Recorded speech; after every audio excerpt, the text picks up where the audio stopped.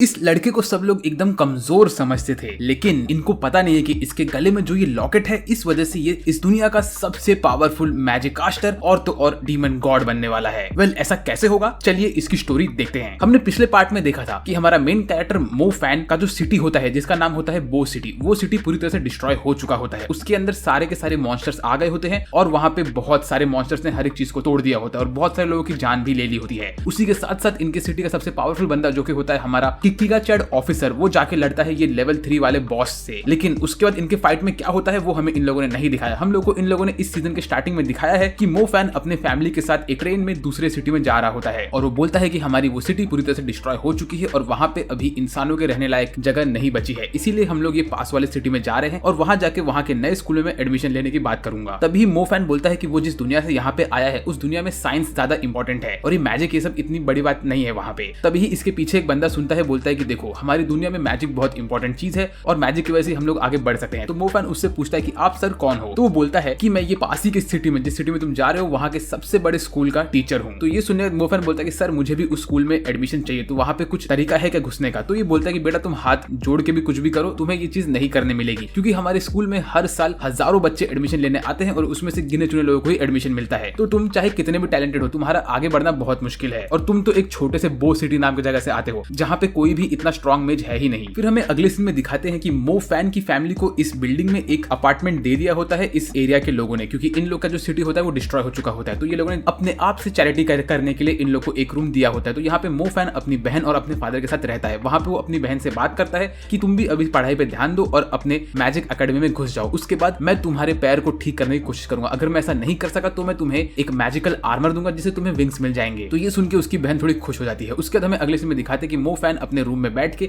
अपने star chart के orbits को जोड़ने की बात करता रहता है। वो बोलता है कि मुझे इन ऑर्बिट्स को जोड़ के रखना है, लेकिन ये बहुत मुश्किल हो रहा है क्योंकि मैं अभी नेबुला लेवल पे पहुंच चुका हूं, तो मुझे अपने मैजिक को और अपग्रेड करने में तकलीफ हो रही है। उसके बाद वो मेडिटेशन करने के लिए बैठता है और उसका लॉकेट उसके सर के ऊपर चमकने लगता है। वो बोलता है कि टोटल 49 स्टार्स को ज्वाइन करना थोड़ा मुश्किल हो रहा है मेरे लिए, लेकिन मैंने अगर इसको एक बार कर लिया तो मेरा मैजिकल पावर और अच्छा हो जाएगा। उसके ठीक बाद मो फैन को एक कॉल आता है और ये कॉल रहता है शीला मैडम की तरफ से। उन्होंने मो फैन को एक रेस्टोरेंट में बुलाया होता है और बोलते हैं कि बहुत जल्दी तुम्हें यहाँ पे आना पड़ेगा, मुझे तुमसे बहुत इंपॉर्टेंट काम है। तो मो फैन अपने मन में ख्याली पुलाव पकाता है और खुशी खुशी वहां जाता है। वो जैसे ही एंट्री लेता है तो वो देखता है कि शीला मैडम यहाँ बैठी रहती है और बहुत ही ज्यादा ब्यूटीफुल दिखती है। तो उनको देख के मो फैन सबसे पहले उनसे कहता है कि मैम आप आज बहुत ब्यूटीफुल दिख रही हो। और फिर वो बोलता है कि मैम आपने जो मुझे वो स्टार चार्ट दिया था उसकी वजह से मैं मेरे मैजिक के ऊपर कंट्रोल कर पा रहा हूँ, लेकिन ये मुझे थोड़ा मुश्किल पड़ रहा है, तो आप मुझे इसमें जरा हेल्प करिए। तो उसकी मैम बोलती है कि देखो, ये करने में तुम्हें रिसोर्सेस और ज्यादा लगेंगे क्योंकि तुम्हारे पास लाइटनिंग मैजिक है और तो और तुम्हारे पास अभी फायर का भी मैजिक है, तो वो दोनों तुम लोग तुम्हारे बहुत रिसोर्सेस खींच रहे हैं। वेल, अभी मैं तुम्हारा सेकंड अवेकनिंग करवाने के लिए बात कराऊंगी तो तुम्हें एक और टैलेंट मिल सकता है। वेल, अभी मैं तुम्हें यहाँ पे इसलिए बुलाई थी, मैं तुम्हें वो बताती हूँ। असल में तुम्हें वो बंदा दिख रहा है बाहर, तो बाहर हमें दिखाते हैं कि एक बंदा होता है जिसने टोपी पहन के रखी होती है। शीला मैडम बोलते हैं कि वो असल में ब्लैक गैंग का बंदा है और मैं एक नॉर्मल टीचर नहीं हूँ, मैं बिलोंग करती हूँ होली चर्च को और मेरा मिशन ये था कि मुझे उस बंदे का पीछा करना है। लेकिन असल में प्रॉब्लम ये हो गया कि हमारे होली चर्च के लोग बहुत कम हो गए क्योंकि हमारी सिटी डिस्ट्रॉय हो चुका था। इस वजह से हमें इस बंदे को पकड़ना पड़ा क्योंकि यहाँ पास ही में एक रिवर था जो कि पिछले 4-5 दिनों में पूरी तरह से ड्राई हो चुका है और ये बंदा वहां पे जा रहा है और वहां जाके कोई तो गलत काम करने वाला है, तो हमें इसे रोकना है क्योंकि ये एक ईवल मेज है और इसने बहुत सारे लोगों को मारा भी है। फिर मो फैन बोलता है कि मैम ये काम मैं क्यों करूँ, ये काम आप ही कर लो। तो उसकी मैम बोलती है कि ये काम मैं ही करने वाला हूं, लेकिन मुझे तुम्हारा सपोर्ट भी चाहिए इसमें। तो मो फैन बोलता है इससे मुझे क्या मिलेगा? तो शीला मैडम बोलती है तुम्हें जो चाहिए मैं तुम्हें वो दूंगी। तो मो फैन उनसे क्रिस्टल बॉल मांगता है। तो शीला मैडम बोलती है ठीक है मैं तुम्हें वो दे दूंगी, लेकिन अभी के लिए तुम ये बुक्स पकड़ो और इसको अपने पास रखो, ये तुम्हारी हेल्प करेंगी। फिर हमें अगले सीन में दिखाते हैं कि ये टोपी वाला बंदा आगे बढ़ता रहता है और वो लोगों से पूछता है कि आगे जाने का रास्ता कहां से है और इसका पीछा मो फैन करता रहता है। लेकिन तभी यहाँ पे शीला मैडम आती है और वो शैडो मैजिक यूज करके आती है। तो मो फैन बोलता है कि मैम आप शैडो मैजिक भी यूज कर सकती हो, ये तो बहुत अच्छी बात है। उसके बाद शीला मैडम मो फैन को पकड़ के वहां से गायब कर लेती है उसको, क्योंकि यहाँ पे कुछ और लोग आए होते हैं। जो लोग यहाँ पे आए होते हैं उन लोग को चाहिए होता है एक फायर स्पिरिट और मो फैन यहाँ पे शीला मैडम से चिपका हुआ रहता है और उनकी सारी बातें सुनता है। तभी शीला मैडम मो फैन को धक्का मार के दूर कर देती है, बोलती है तुम मुझसे इतना चिपक क्यों रहे हो। वेल, यहाँ पे हमको ये मालूम पड़ता है यहाँ पे 2 ग्रुप आए होते हैं। एक ग्रुप होता है डोंगफांग फैमिली का और एक ग्रुप होता है चर्च वाले फैमिली का।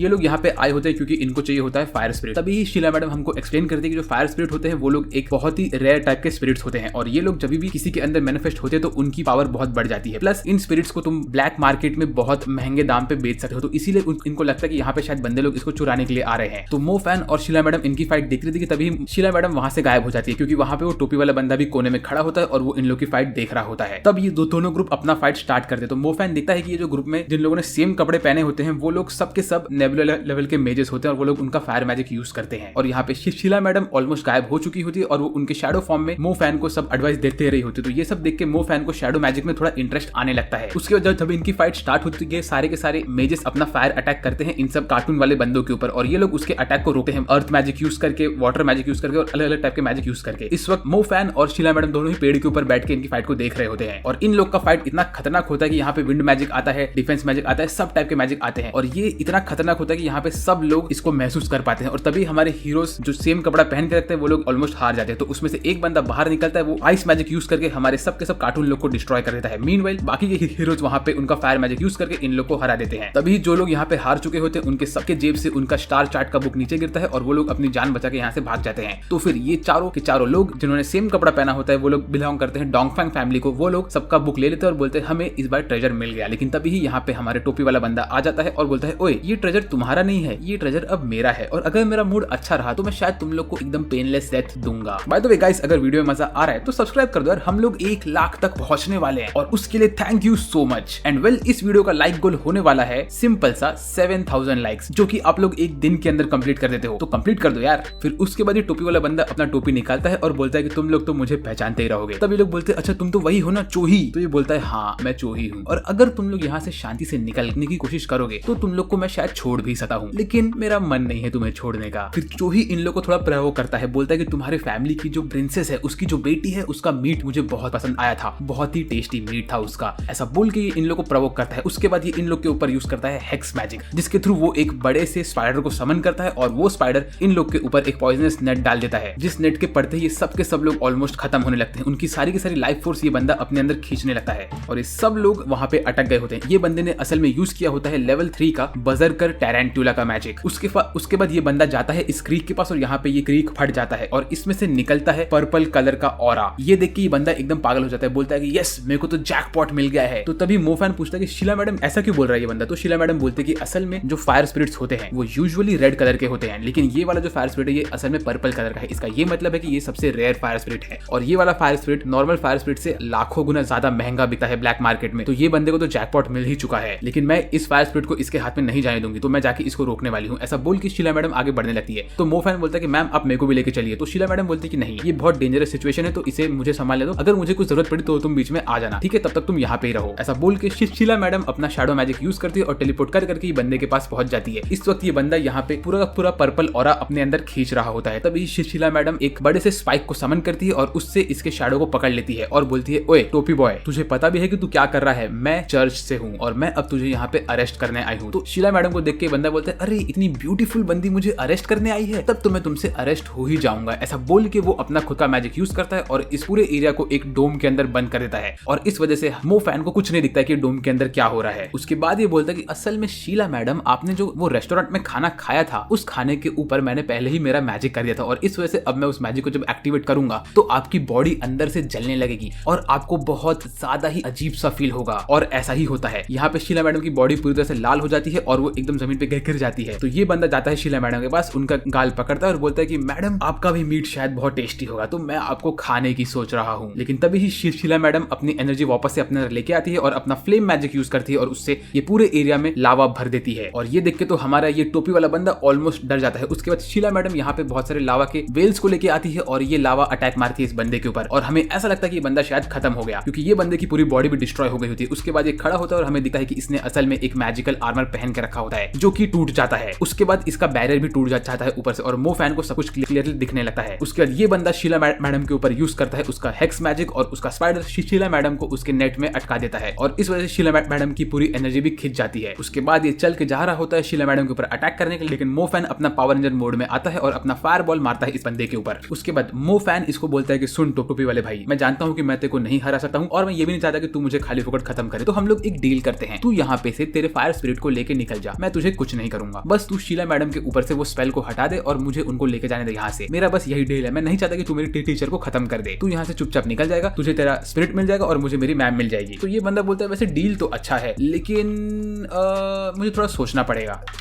फिर ये बंदा बोलता है ठीक है मुझे ये डील मंजूर है, लेकिन पहले मैं यहाँ से स्पिरिट को लूंगा, उसके बाद ही तुम्हारी शीला मैडम को मैं ठीक करूंगा, वरना नहीं कर रहा मैं ऐसा। तो मोफैन बोलता है अरे यार तुम ऐसा क्यों सोच रहे हो। मोफैन यहाँ पे असल में टाइम ले रहा होता है, और जैसे ही मोफैन का थोड़ा टाइम हो जाता है वो बोलता है बेटा तू अब गया। ऐसा बोल के मोफैन इसके ऊपर अपना लाइटनिंग मैजिक यूज करता है, और मोफैन का लाइटनिंग मैजिक इतना खतरनाक होता है कि उससे ये बंदा ऑन द स्पॉट खत्म हो जाता है और वहां पे सिर्फ एक रिंग गिर जाता है। उसके बाद मोफैन चल के जाता है शीला मैडम के पास और बोलता है मैम अब ठीक होगी नहीं, लेकिन मैम मोफैन को अपने पास नहीं आने देती थी। वो बोलती है कि ओए मुझसे दूर रहे, मेरा बॉडी इस वक्त बहुत गर्म है और मैं कुछ भी कर सकती हूँ, तू पहले जा और यहाँ जाके वो फायर स्पिरिट को अपने अंदर ले ले। ये मुझे नहीं करना चाहिए, लेकिन तुझे वो स्पिरिट को अपने अंदर लेना पड़ेगा, वरना वो स्पिरिट यहाँ से हमेशा के लिए निकल जाएगी। तो मोफैन जाता है और स्पिरिट को अपने अंदर लेने लगता है, और जैसे ही मोफैन वो स्पिरिट को अपने अंदर लेता है तो वो उसके नेबुला वाले एरिया में पहुंच जाता है, और वहां पे जो उसका फायर वाला नेबुला होता है उसके अंदर ये पूरी स्पिरिट घुस जाती है और वो इवॉल्व हो जाता है। उसके बाद शीला मैडम अपने मन में बोलते कि ये लड़का बहुत ही ज्यादा लकी है कि ये मेरे साथ यहाँ पे आया और इसको अभी फायर स्पिरिट मिल चुका है, मुझे ये वाला बैटल किसी हायर अप वाले बंदे को दे देना चाहिए था ताकि फायर स्पिरिट कुछ अच्छे हाथों में होता। लेकिन ठीक है मोफैन के पास भी फायर स्पिरिट है तो मुझे कोई इशू नहीं है। फिर इसके बाद मोफैन अपना शर्ट शीला मैडम को देता है और उनके कंधे पे हाथ रख के उनको आगे लेके जा रहा होता है। उसके बाद मोफैन शीला मैडम से 2-3 सवाल पूछता है, लेकिन मैम बोलती है मुझे इस वक्त मूड नहीं है तुम्हारे सवाल का जवाब देने का, तो तुम थोड़ा टाइम मुझे कुछ मत करो। उसके बाद हमें अगले सीन में दिखाते हैं ये लोग एक टैक्सी में बैठ के आगे जा रहे होते हैं और मोफैन वापस से फायर स्पिरिट के बारे में सोच रहा होता है। तो शीला मैडम उसको बोलती है कि अभी तुम्हारे पास जब फायर स्पिरिट आ चुका है तो तुम ऑलमोस्ट सारे के सारे फायर मैजिक के लिए इम्यून हो चुके हो, तुम्हें कोई भी फायर मैजिक का कुछ भी अटैक नहीं होगा अनलेस तुम्हारे ऊपर कोई और पावरफुल फायर स्पिरिट वाला बंदा अटैक करे। और उस वक्त शीला मैडम की बॉडी पूरी कांपने लगती है। फिर हमें अगले सीन में दिखाते हैं कि असल में शीला मैडम अपने आप को कंट्रोल नहीं कर पा रही होती है और वो मोफैन को किस करने की कोशिश करती है। तो यहाँ तो भाई हमारे बंदे के मजे ही मजे हो चुके हैं, और ये सब चीज उनका टैक्सी का ड्राइवर देख रहा होता है। तो मोफैन ड्राइवर को बोलता है कि ओ भाई तू तेरे काम से काम रख, लेकिन तब तक शीला मैडम को उनकी अकल वापस से आ जाती है तो वो मोफैन को धक्का मारती है। उसके बाद मो बोलता है कि अरे यार ये क्या हो रहा है मैम, आप मुझसे दूर क्यों जा रहे हो। तो वापस से शीला मैडम उसको किस करने की कोशिश करती है और ये लोग ऑलमोस्ट किस कर ही लेते हैं कि उनका दिमाग वापस से उनके पास आ जाता है और वो मोफैन को फिर से धक्का मारती है और दूर हो जाती है। और यहाँ पे ड्राइवर मोफैन के ऊपर बहुत हंसता है। फिर हमें अगले सीन में दिखाते हैं कि मोफैन एक गार्डन में बैठा हुआ होता है और वहां पे वो उसके फोन से शीला मैडम से वॉइस नोट पे बात कर रहा होता है। तो उसको मैडम ने बोला होता है कि मोफैन तुम उस सब चीजों के बारे में भूल जाना जो भी कल हमारे बीच में हुआ था। तो मोफैन बोलता है मैडम आप टेंशन मत लो, मैं इस चीज का रिस्पॉन्सिबिलिटी लूंगा। तो ये सुन के शीला मैडम बोलती है कि मोफैन तुम्हें पता है कि मैं होली चर्च को बिलोंग करती हूँ और मुझे ना अगर मैंने किसी भी इंसान को मार दिया तो मेरा खून माफ किया जाएगा, तो क्या तुम चाहते हो कि मैं वो तुम्हारे ऊपर यूज करूं। तो मोफैन बोलता है कि नहीं मैडम भूल जाइए इस सब चीजों को, अब हम इस टॉपिक पे बात नहीं करते हैं। तो उसके बाद शीला मैडम उसको बोलते हैं कि हाँ मोफैन मुझे याद है कि तुम्हें तुम्हारा सेकंड अवेकनिंग करवाना है, तो मैं उसके लिए तुम्हारा हेल्प करूंगी, तुम उसका टेंशन मत लो। फिर हमें अगले सीन में दिखाते हैं कि हमारा पंखा गया होता है सेकंड अवेकनिंग करवाने के लिए उस एरिया में, जहाँ पे वो घुसने के बाद वहाँ की अकाउंटेंट से बात करता है और बोलता है कि मेरा यहाँ पे रिजर्वेशन पहले ही हो गया तो आप प्लीज मेरे को लेके चलिए। तो वो मोफैन को लेके जाती है वो वाले रूम में और वहाँ पे बैठा होता है मेन आदमी। वो बोलता है कि अबे शाणे लड़के तूने मुझे लाख रुपए दिए हैं इस चीज के लिए, तो तेरे को थंडर मैजिक अवेकन कराना है ना। तो मोफैन बोलता है नहीं मुझे थंडर अवेकन नहीं कराना है, मुझे तो शैडो मैजिक अवेकन कराना है। तो वो बोलता है अच्छा ठीक है चल बैठ जा। ऐसा बोल के वो मोफैन को एक क्रिस्टल बॉल देता है। फिर मोफैन उस क्रिस्टल बॉल के ऊपर हाथ रखता है तो ये लोग वहां से बाहर निकल जाते हैं। बोलते कि सेकंड अवेकनिंग के लिए तुम्हें हमेशा एक क्लोज रूम में ही करना है। तो मोफैन जैसे सेकंड अवेकनिंग के लिए घुसता है तो उसके सामने एक ब्लैक कलर का ऑब आता है और वो होता है असल में शैडो मैजिक। तो मोफैन बोलता है कि यस मेरे को मेरा तीसरा टैलेंट मिल चुका है, लेकिन तभी ही उसका ऑब वापस से ग्लो करने लगता है और इस वक्त वो ट्रांसपेरेंट तरीके से ग्लो होता है। तो मोफैन बोलता है ये क्या हो रहा है, ये तो सेम वैसे ही हो रहा है जैसे मेरे को फर्स्ट टाइम मेरा फायर और थंडर मैजिक मिला था, तो क्या मुझे चौथा टैलेंट मिल रहा है। और भाई अगर इसको चौथा टैलेंट मिल रहा है तो भाई मोफैन तो प्रॉपरली ओवर पावर्ड हो चुका है। और इसी वक्त यहाँ पे वो बुढ़ऊ अंकल और वो लड़की भी आ जाते हैं। तो वो लोग बोलते हैं अच्छा तो ये ट्रांसपेरेंट है, मतलब तुमने अवेकन किया है समनिंग वाला मैजिक, तो ये बहुत अच्छी बात है। तो मोफैन बोलता है ओके तो मेरे पास इस वक्त 4 मैजिक है, एक है थंडर, एक है फायर, एक है शैडो और एक है समनिंग, मतलब अब तो ये बंदा प्रॉपरली ओवर पावर्ड हो गया है। उसके बाद मोफैन वो बुढ़ऊ से बात करके वहां से निकलता है। तो बुढ़ऊ उसको बोलता है वैसे तेरी बहुत उम्र हो गई लेकिन तू इतना बुढ़ा दिखा नहीं है, ऐसा बोल के वो वहां से निकल जाता है। तभी वहां पे एक और बंदा आता है और उसको देख के बुढ़ऊ बोलता है अच्छा तो तुम मोफैन हो ना। तो यहाँ पे हमारी अकाउंटेंट बोलती नहीं सर मोफैन तो वो बंदा था, ये बंदा कोई और है। तो ये जो बुढ़ऊ आदमी होता है वो हमारे समनिंग बॉय को बोलता है कि अरे मैं तो वो हूँ जिसने तुम्हें 1 लाख रुपए दिए थे और जिसको थंडर मैजिक अवेकन कराना था। तो इसका ये मतलब है कि हमारा समनिंग बॉय मोफैन को कोई और समझ गया था। फिर हमें अगले सीन में दिखाते हैं कि मोफैन अपने घर में पहुंचता है और वो अपनी बहन शिंगा से थोड़े बातें करता है। उसके बाद वो अपने रूम में बैठ के मेडिटेशन करता रहता है और अपने स्टार्स के ऊपर फोकस करता है। यहाँ पे उसने 9 स्टार्स बना लिए होते हैं और उसको 10वां स्टार बनाना होता है। वो जैसे 10वां स्टार बनाता है तो वो अपने नींद से उठता है और देखता है कि अभी सिर्फ 6 महीना और बचा होता है उसके न्यू अकेडमी में घुसने के एडमिशन के लिए, और इस अकेडमी का नाम होता है मिंगजुंगी अकेडमी। फिर ऐसे ही दिन पर दिन निकलते रहते हैं, महीने पे महीने करते रहते हैं। वो अपनी बहन के साथ शिंगा के साथ घूमता रहता है, अपना प्रैक्टिस करता रहता है, ट्रेनिंग करता है, फिजिकल ट्रेनिंग करता है, अपने स्टार्स की ट्रेनिंग करता है और ऐसे ही पूरे के पूरे 6 महीने निकल जाते हैं। फिर उसका जिस दिन आखिरी दिन होता है एडमिशन का, उसके एक दिन पहले वो उसके डैड के साथ और शिंगा के साथ बैठ के बातें करता है। वहां वो उनको बोलता है कि डैड मैंने अभी समनिंग मैजिक को भी अनलॉक कर दिया है, तो इस वक्त मैं समनिंग मैजिक के थ्रू ही इस अकेडमी में एंट्री लूंगा और कोई मैजिक यहाँ पे नहीं यूज करने की सोच रहा हूँ। तो उसके डैड बोलते कि तुम ऐसा क्यों सोचो, तो वो बोलता है कि नहीं मुझे चेक करना है कि क्या मैं समनिंग मैजिक अच्छे से यूज कर सकता हूँ कि नहीं। तो फिर वो अगले दिन स्कूल के इंटरव्यू प्रोसेस में जाता है, वहां जाके वो बोलता है कि मैंने रिसेंटली समनिंग मैजिक अनलॉक किया है और मैं इसमें इस वक्त लेवल 1 पे हूँ, मैंने आज तक कभी भी किसी बीस्ट को समन नहीं किया है, तो क्या आप मुझे आपके स्कूल में एडमिशन दोगे। तो ये लोग बोलते हैं कि तुमने अगर सिर्फ समनिंग मैजिक आता है तो तुम्हें और कोई मैजिक आता है, ये बोलता है कि मैं आपको नहीं बता सकता हूँ। तो ये लोग बोलते हैं कि अरे भाई अगर तुम्हें सिर्फ समनिंग आता है और तुमने अब तक कभी समनिंग यूज भी नहीं किया है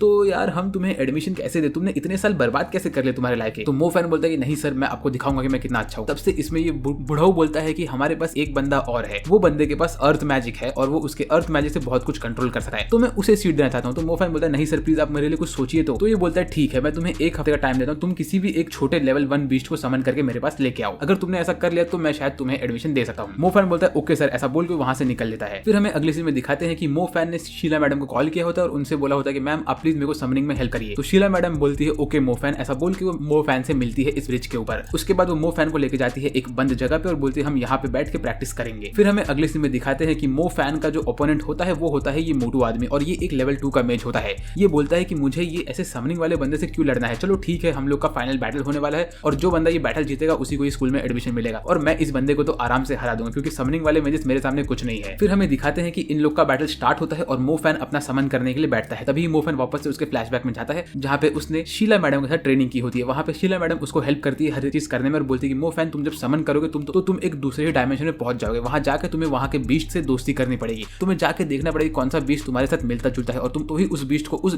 डायमेंशन से अपने डायमेंशन में लेके आ सकते हो। ये थोड़ा टीडियस प्रोसेस लेकिन मैं तुम्हारा हेल्प करूंगी इसमें। तो मो फैन अपने समनिंग मोड में जाता है और वो उस दूसरे डायमेंशन में पहुंच जाता है। वहां पहुंचने के बाद वो हर एक बीस्ट को देखता है और एक एक करके सारे के सारे बीस्ट के आसपास भागता रहता है। वो बोलता है कि मुझे सबसे बेस्ट बीस्ट को ढूंढना पड़ेगा, ऐसा बोल के वो अंदर ही अंदर भागता रहता है। तभी उसको दिखता है ये ब्लू वाला डॉगी। इसको देख के मो फैन बोलता है कि हाँ मुझे तुम ही चाहिए। फिर हमें दिखाते हैं कि मो फैन इस डायमेंशन में इस बीस्ट के ऊपर रस्सी मार के उसके गले को खींच के अपने पास ला रहा होता है, लेकिन वो बीस्ट मो फैन से दूर भागने लगता है। तो रियल वर्ल्ड में मो फैन के मुंह से खून निकलने लगता है। तो ये देख के हमारा बुढ़ो बोलता है कि मो फैन तुम किसी भी बीस्ट को जबरदस्ती अपना दोस्त या अपना समन नहीं बना सकते हो, तुम्हें उसके साथ प्रॉपर स्पिरिचुअल बॉन्ड जोड़नी पड़ेगी, प्रॉपर समनिंग करो वरना तुम खत्म भी हो सकते हो। तो फिर मो फैन वापस से उस बीस्ट के पास जाता है और वो उसके सामने बैठ के मेडिटेशन करता है और वहां जाके वो अपना समनिंग मैजिक यूज करता है जिसके थ्रू वो बीस्ट के ऊपर एक बड़ा सा सर्कल बनता है और उससे वो बीस्ट के ऊपर वो सर्कल गिरता है और ऐसे ही वो बीस्ट मो फैन का समन बन जाता है। फिर मो फैन उसके पास जाता है और उसको गले लगा लेता है। उसके बाद रियल वर्ल्ड में मो फैन उस बीस्ट को समन करता है और जैसे ही मो फैन उस बीस्ट को समन करता है ये देख के सब लोग शॉक हो जाते हैं। ये लोग बोलते हैं कि इस बंदे ने इसके पहले ही अटेम्प्ट में एक लेजेंडरी आर्च वुल्फ को समन कर दिया है, जो कि कोई छोटी मोटी बात नहीं है। फिर ये आर्च वुल्फ को देख के हमारा मोटू बोलता है कि ओए तूने भले ही एक आर्च वुल्फ को समन किया लेकिन ये तेरा पहला समन है तो मैं इसे आराम से हरा सकता हूँ, मैं एक लेवल 2 का मेज हूँ बेटे, ऐसा बोल के वो मो फैन को चैलेंज करता है। उसके बाद हमारा ब्लू डॉगी ये मोटू के ऊपर एक अटैक करता है और मोटू वेव प्लेन करके एक अटैक यूज करता है और ब्लू डॉगी से दूर भागता है। उसका ब्लू डॉगी मोटू के पीछे पड़ता है और उसके ऊपर अटैक पे अटैक करता रहता है, लेकिन मोटू उसके अटैक को डॉज करने की कोशिश करता है और भागता रहता है वहां से। फिर उसके बाद मोटू यूज करता है उसका आइस मैजिक और बोलता है कि मेरे पास 2 टैलेंट है बेटे, ऐसा बोल के वो ये आइस चेन से हमारे डॉगी को बांध देता है। तो ये देख के मो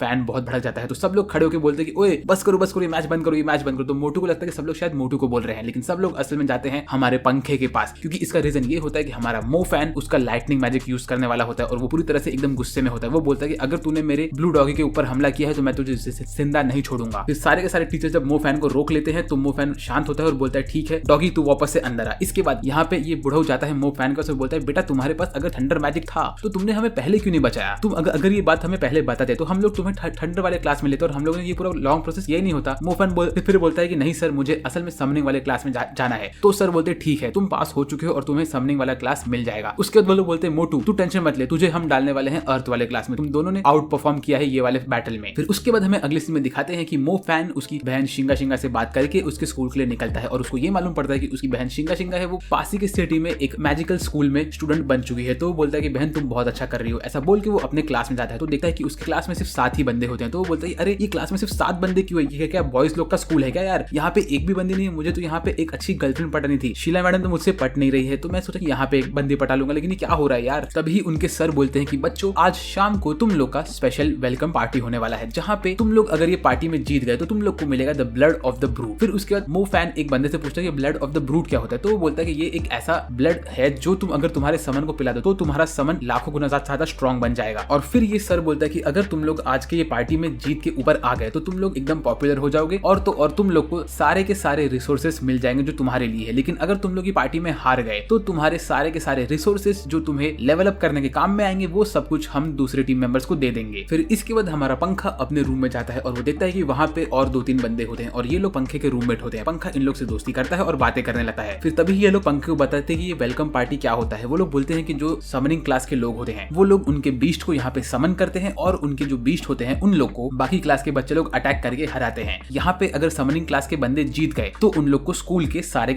रिसोर्सेस मिल जाते हैं, लेकिन अगर यहाँ पे समनिंग क्लास के बंदे हार गए तो स्कूल उनके रिसोर्सेस ले लेता है उनसे वापस और ये बाकी बच्चों को दे देते हैं। तो असल में यहाँ पे क्या होता है, जो समनिंग क्लास के लोग होते हैं उन लोग खुद के रिसोर्सेस के लिए लड़ते रहते हैं। अगर यहाँ पे वो लोग हार गए तो उनका लॉस है और वो लोग अगर जीत गए तो उनका कुछ प्रॉफिट नहीं है। यहाँ पे यही होता है वेलकम पार्टी में। और यहाँ पे तुम्हें शाणा बनने का भी मौका मिलेगा। अगर तुम तुम्हारे बीच से यहाँ पे जीत गए तो सारी लड़कियां तुम्हारे ऊपर फिदा हो जाएगी हमारे पंखे, और क्या पता हमारे स्कूल की जो गॉडेस है मू निंगी जो, वो भी तुम्हारे प्यार में पागल हो सकती है। तो ये सुन के मो फैन बोलता है कि चलो ये बात तो थोड़ी अच्छी लग रही है मुझे। फिर उसके बाद मो फैन रात के टाइम पे अपने स्कूल के छत पे बैठ के मेडिटेशन कर रहा होता है और सोच रहा होता है कि उसको यहाँ पे बहुत सारे रिसोर्सेस लगने वाले हैं, क्योंकि उसके पास 4 मैजिकल टैलेंट्स है और इसीलिए उसको जब इन टैलेंट्स को और लेवल अप करना पड़ेगा तो उसको बहुत सारे रिसोर्सेस लगेंगे। तो इसीलिए वो यहाँ पे हार नहीं सकता है, उसे कैसे भी करके रिसोर्सेस कमाने पड़ेंगे। तभी वो बोलता है कि उसको याद आता है कि शीला मैडम ने उससे वादा किया होता है कि उसको जब भी उनकी मदद पड़ेगी तो वो यहाँ पे भागते भागते आएंगी उनकी हेल्प करने के लिए। फिर उसके बाद वो अपने डॉगी को वापस से समन करता है और जाके अपने ब्लू डॉगी से मिलता है, और ब्लू डॉगी से मिलने के बाद वो उसको अपना जो लॉकेट होता है उससे थोड़ी मैजिकल एनर्जी दे देता है। तो गाइस अभी मैं आप लोगों से एक क्वेश्चन पूछता हूँ, हमें इस ब्लू डॉगी का नाम क्या रखना चाहिए इस एनिमे में? जो भी कमेंट को सबसे ज्यादा लाइक्स मिलेंगे मैं उसी कमेंट से इस ब्लू डॉगी का नाम रखने वाला हूँ नेक्स्ट वीडियो से। फिलहाल के लिए इस वीडियो में मैं ब्लू डॉगी को बुलाने वाला हूँ सोनिक, क्योंकि सोनिक द हेजहॉग एक ब्लू कलर का हेजहॉग है और ये उसी की तरह दिखता है मुझे। लेकिन आप लोग में से जो बंदा सबसे बेस्ट नाम कमेंट करेगा मैं उसी नाम से ब्लू डॉगी को बुलाऊंगा नेक्स्ट एपिसोड में। तो फटाफट अपने कमेंट नीचे डाल दो। उसके बाद जब सोनिक को नया एनर्जी मिल जाता है तो वो अपने ऊपर पंखे को बैठा के यहाँ से वहाँ भागने लगता है। फिर अगले सीन में हमें दिखाते हैं कि मो फैन अपने रूममेट के साथ चल रहा होता है और तभी उसका रूममेट बोलता है कि अरे पंखे तू तेरे दोस्त लोगों के साथ क्यों नहीं है? तेरे जो क्लासमेट्स है वो सब लोग वहाँ बाहर बैठ के अपने बीच को समन करके उसके ऊपर ट्रेनिंग कर रहे हैं, लेकिन तू यहाँ पे अकेला है। तो पंखा बोलता है कि मुझे उनकी जरूरत नहीं है, मैं उनसे बहुत आगे हूँ। लेकिन तभी हमारे मो फैन का सर दुखने लगता है तो वो बोलता है कि ओ नो, ये तो बहुत प्रॉब्लम की बात है। ऐसा बोल के वहां से भागता है तो देखता है कि उसका जो सोनिक होता है वो असल में यहाँ पे एक कबूतर से लड़ रहा होता है और ये कबूतर सोनिक को बहुत बुरी तरह से मार रहा होता है और यहाँ पे सोनिक की हालत खराब हो गई होती है। तो यहाँ पे मो फैन आके हमारे सोनिक को बचाता है। उसके बाद बोलता है कि सोनिक तुम्हारी हालत इतनी खराब क्यों हो गई है, चलो तुम मैजिक ले लो मेरे लॉकेट से और अभी थोड़ा रेस्ट करो। उसके बाद हमें अगले सीन में दिखाते हैं कि सारे के सारे बच्चे स्टेडियम में बैठ गए होते हैं, उनके फाइट के लिए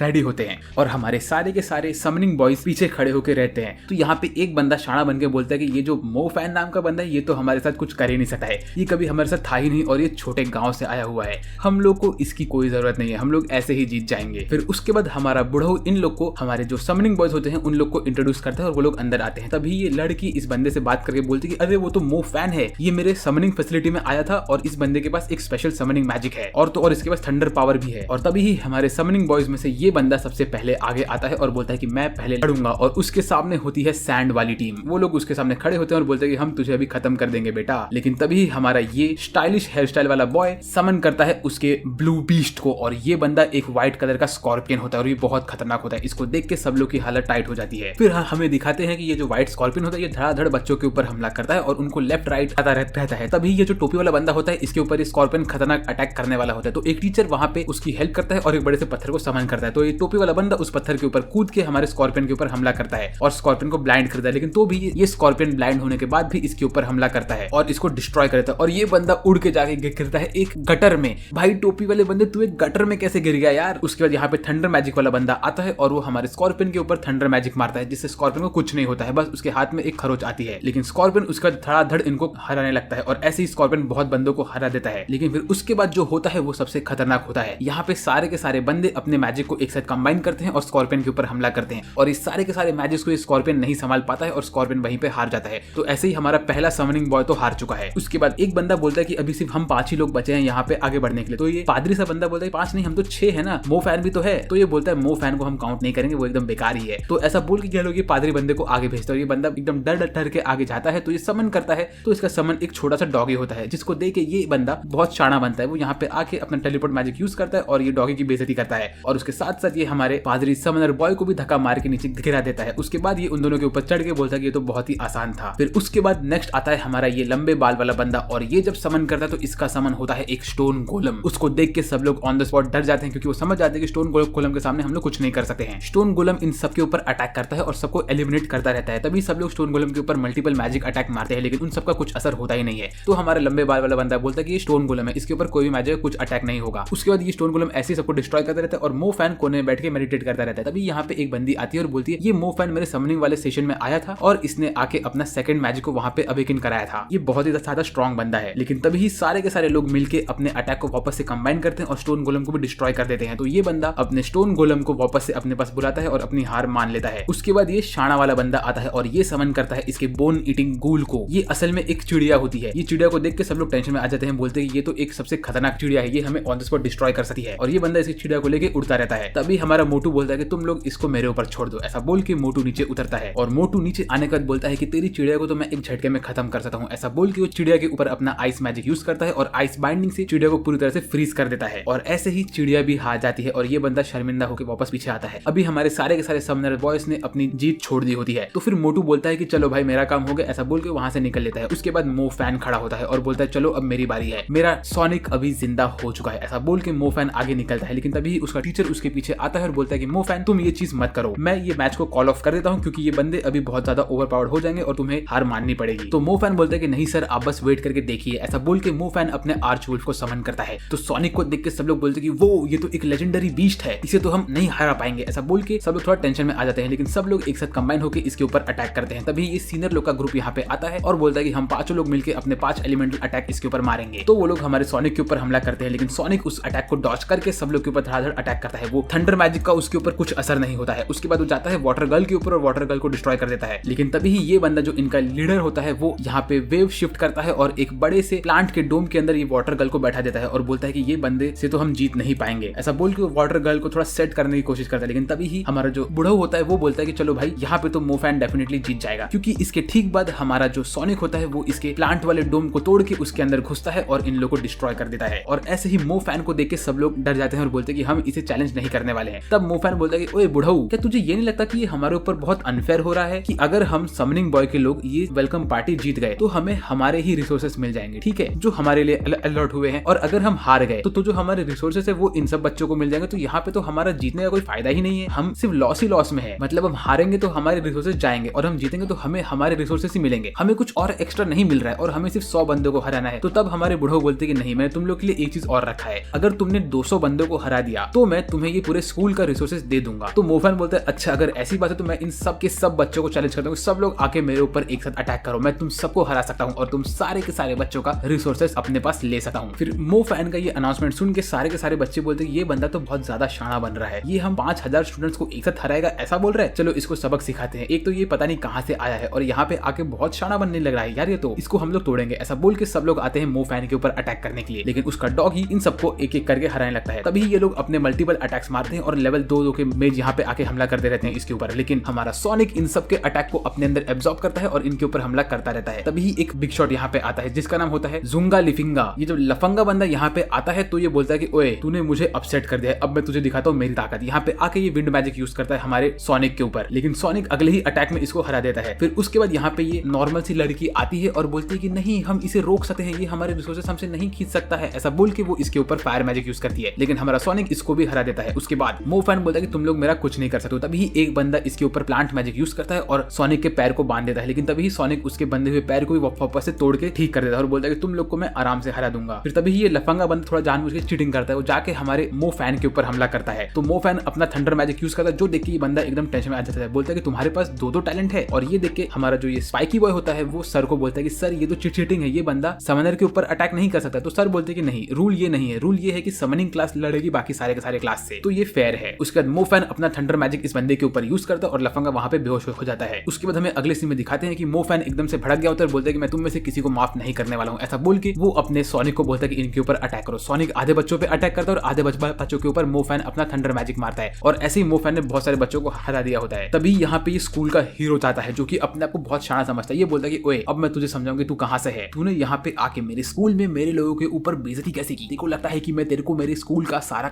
रिसोर्सेस लेने देगा क्या, बेटा अब तू देख मैं कौन है। ऐसा बोल के मो फैन के ऊपर हमला करने के लिए खड़ा हो जाता है, लेकिन तभी ही मो फैन इसको इसकी जगह दिखा देता है। मो फैन इसके ऊपर ऐसा थंडर मैजिक मारता है जिसको देख के ये बंदा के पास टाइम ही नहीं होता है रिएक्ट करने के लिए। तभी यहाँ पे एक टीचर आते हैं और वो इसके ऊपर एक प्रोटेक्टिव डोम डाल देते हैं। उसके बाद वो टीचर इस बंदे के पास जाते हैं और बोलते हैं बेटा तुम हार चुके हो, अगर मैंने ये डोम बम तुम्हारे ऊपर नहीं डाला होता तो तुम खत्म हो गए होते। चलो अपनी हार मान के यहाँ से निकल जाओ। फिर तभी आसपास के बच्चे बोलते ये बंदे के पास लेवल 2 का थंडर मैजिक भी है, उसके साथ साथ इसके पास समनिंग मैजिक भी है, ये बंदे के पास क्या कुछ नहीं है, ये इतना ओवरपावर्ड कैसे है। तभी यहाँ पे ये बुड्ढी हमारे बुड्ढे को बोलती है कि सर अगर हमने सारे के सारे रिसोर्सेज इसको दे दिए तो बाकी बच्चों के साथ बहुत अनफेयर हो जाएगा। और ऐसे यहाँ से एक एक करके सारे के सारे बच्चे भागने लगते हैं। तो यहाँ पे ये रेफरी आके बोलता है कि मो फैन ने टोटल 199 बंदों को हरा दिया है, उसको सिर्फ एक बंदे को और हराने का है। तभी यहाँ पे आती है यहाँ की गॉडेस जो की होती है मू नुजी करावे। ये यहाँ पे आने के बाद बोलती है कि मो फैन तुमसे मैं लड़ूंगी। तो मो फैन इसको बोलता है कि तुम्हें देख के तो मुझे ये मालूम पड़ गया है कि तुम सबसे ज्यादा स्ट्रॉन्ग हो यहाँ पे और सबसे ज्यादा ब्यूटीफुल भी हो, तो मैं तुम्हें एक ऑफर देता हूँ। अगर हम लड़ते हैं उसके बाद अगर तुम मुझसे जीत गई तो मैं तुम्हारे क्लास का तुम्हें रिसोर्सेज दे दूंगा, और अगर तुम मुझसे हार गई तो मैं 70% रिसोर्सेज अपने पास रखूंगा और 30% रिसोर्सेज सिर्फ तुम्हें दूंगा, क्योंकि तुम मुझे बहुत पसंद आई और मैं तुमसे दोस्ती करना चाहता हूँ। तो ये बोलती कि नहीं नहीं नहीं, मुझे 70% रिसोर्सेज चाहिए। तो ये बोलता है ओए अब तू बहुत ज्यादा ही शानी बन रही है। तो ये बोलती है कि तुझे क्या लग रहा है कि तू मुझे ब्राइब देके पटा लेगा। ऐसा बोल के ये अपने मैजिक को अनलीश करती है। तो हमारा पंखा बोलता है कि ओए सुन सुन सुन, हम लोग 50-50 कर लेंगे, चलना यार फाइट नहीं करते हैं। लेकिन हमारी गॉडेस मो फैन के ऊपर अपना विंड मैजिक यूज करती है और मो फैन उड़ने लगता है। तो वो उड़ के जाता है अपने सोनिक के ऊपर और सोनिक को फटाक से तुम यहाँ से बाहर निकलने की कोशिश करो। तो सोनिक यहाँ से भागता रहता है और वो मो फैन को धक्का मार के एक कोने में भागने लगता है और ऐसे ही वो ये गॉडेस के अटैक में फंस जाता है। उसके बाद गॉडेस सोनिक को उठाती है और जमीन पे पटक देती है। तो सोनिक ऑलमोस्ट बेहोश होने लगता है। फिर गॉडेस बोलती है कि मुझे पता है कि तुम्हारा जो ये डॉगी है ये सबसे रेयर डॉगी है, तो मैं इसीलिए इसको खत्म नहीं कर रही हूँ, तुम इसे वापस से अपने अंदर ले सकते हो। तो मो फैन अपने डॉगी को अपने अंदर ले लेता है और बोलता है कि ठीक है अभी तू और मैं 1-on-1 फाइट करेंगे। ऐसा बोल के मो फैन हमारी गॉडेस के ऊपर एक थंडर अटैक मारता है जिसको वो आराम से डॉज कर लेती है। उसके बाद वो बोलती है कि मेरा विंड अटैक तुम्हारे लिए बहुत स्ट्रॉन्ग है, तुम हार मान लो। लेकिन मो फैन बोलता है कि नहीं मैं हार नहीं मानने वाला हूँ। उसके बाद वो यूज करती है फॉरेस्ट प्रिजन जिसके अंदर मो फैन बंद हो जाता है और वो बोलती है कि अब तो तुम हार ही गए हो, तो तुम्हें क्या लगता है। और ये देख के सारे के सारे बच्चे बोलते हैं कि हमारी गॉडेस तो प्रॉपर गॉडेस है भाई, ये कितनी क्यूट है, ऐसे वैसे करके उसकी तारीफ करते रहते हैं। उसके बाद ये गॉडेस चल के जाती है और ये प्रिजन को खोलती तो देखती है कि अंदर मो फैन नहीं होता है। वो बोलती है कि